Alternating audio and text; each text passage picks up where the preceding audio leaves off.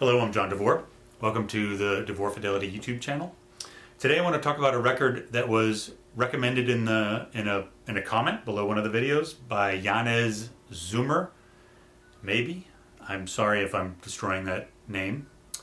But it was a great suggestion. And it was the live album by a pianist, Nils Frahm, who's a composer from Germany who sort of blends classical and electronic music in some pretty interesting ways. And his live album is called Spaces. And it's compiled up of different performances in different venues over the course of a couple of years. And it really, this album, more than any of his studio albums, really shows the different types of things that he's bringing to the table. So some of these tracks are very much electronic tracks. They're all synth loops and things like that. Some of them are almost entirely acoustic piano. When he tours, Nils Frahm will tour with a set of electronic keyboards and then a pretty standard grand piano and then a very unusual sort of modified upright piano. And you really do get to hear an assortment of what he does. Generally speaking, his studio albums will be much more consistent. So for example, just on side one, the first track starts off and it's this big electronic ambient piece with really interesting soundscapes. And then it'll go to the second piece, which is one of his more popular pieces. And I have to say, it got some red flags waving for me in that there's a lot in this piece that reminds me of 1980s new age music. It's a piece with these sort of arpeggiated synth loops, these very photogenic chord progressions, and there's a reason why it's one of his more popular pieces. But if you really just sort of close your eyes and relax into it, in my opinion, it is at worst an update to 80s new age, but I think it's a little bit more sophisticated than some of that stuff was.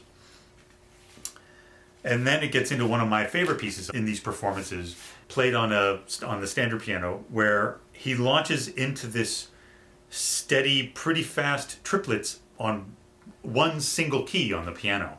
No other notes played, mostly with the sustain pedal pushed. So you start to get all these overtones and the strings are starting to resonate.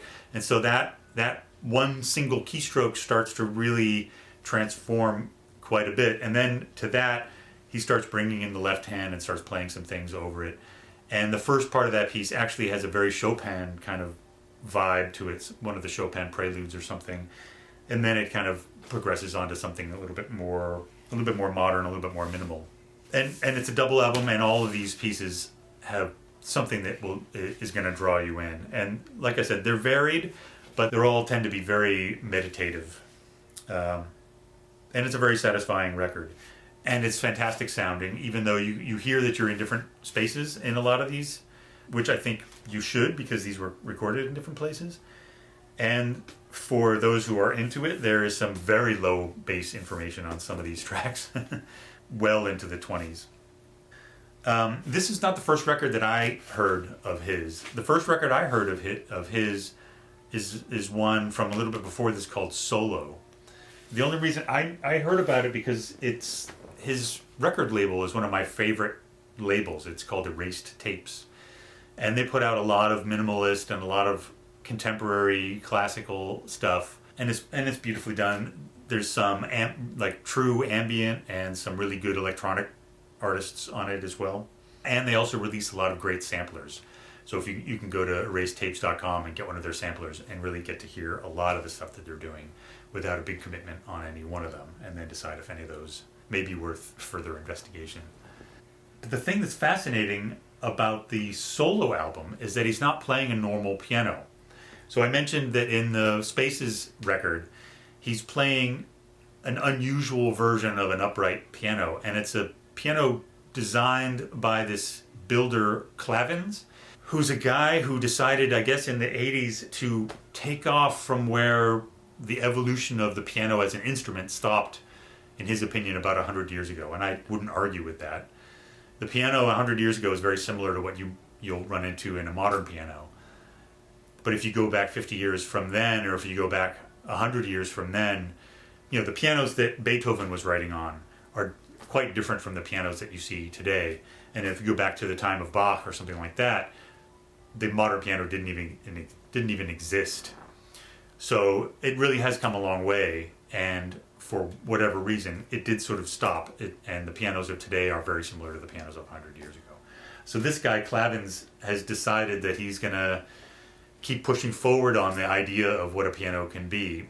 And one of the things he's done is that he's tipped the entire instrument up so that all of his pianos, in a way, are upright pianos. So the one that Nils tours with is a sort of a standard size upright piano, but it looks like it's naked. There's no wooden cabinet around it.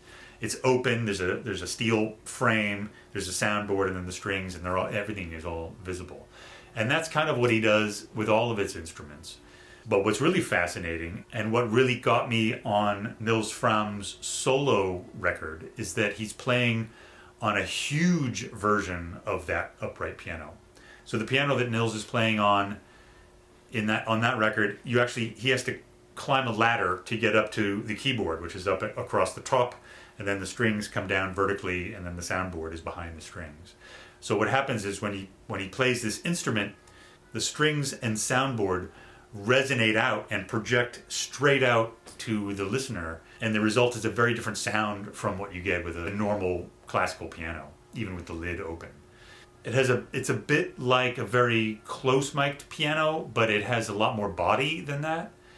And the thing that it reminds me of more than anything else, and this is definitely what drew me to the album initially, is that it brought me back to my childhood.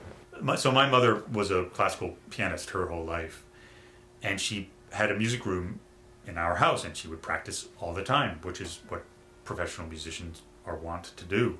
And so when I was a little kid, I would go in when she was practicing quite often, and I would lie down on our nubbly gray carpet directly under the piano and just listen to her play.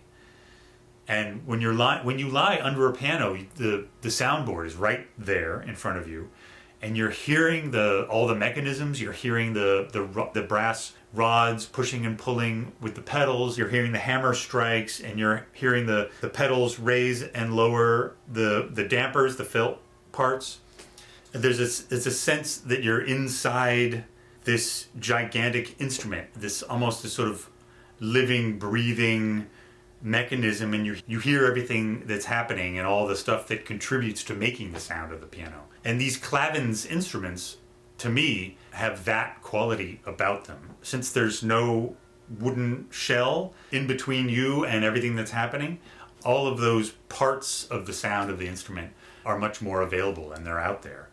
So it may be a little distracting, but I found it fascinating, and it's a very interesting sounding instrument. And because it's so huge, it has an awesome scale to it, and it's a trip. I found it immediately appealing. This is Roxy. She's one of the factory cats, in case none of you have met her in one of the previous videos. And that's what I've got to say about Nils Frahm. I want to thank very much the commenters again. Thank you for making great suggestions. Thank you for watching this one, and I hope I'll see you again soon at the next video. Bye.